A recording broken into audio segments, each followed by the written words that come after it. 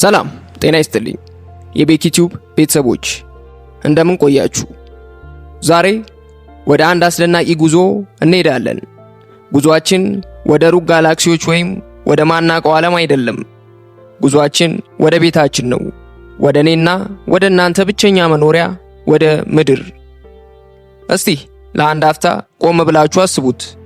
በዚህ ሰፊና ማለቂያ በሌለው ዩኒቨርስ ውስጥ በቢሊዮን ከሚቆጠሩ ኮከቦችና ፕላኔቶች መካከል ሕይወት ያለው ነገር የምናውቅባት ብቸኛዋ ነጥብ ይቺ ናት።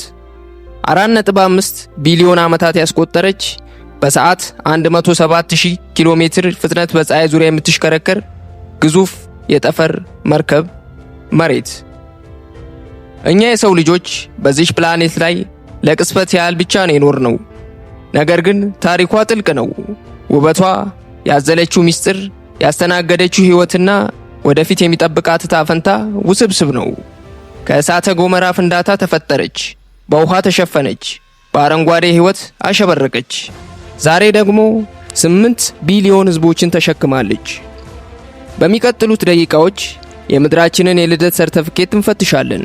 ወደ ጥልቁ ባህር እንወርዳለን። ወደ ሰማይ ጠቀስ ተራራዎቿ እንወጣለን። አስፈሪ ቦታዎቿን እንጎበኛለን እና ከክፍለ ዘመናት በፊት የነበረችውን ገጽታ ከአሁኑ ጋር እናነጻጽራለን።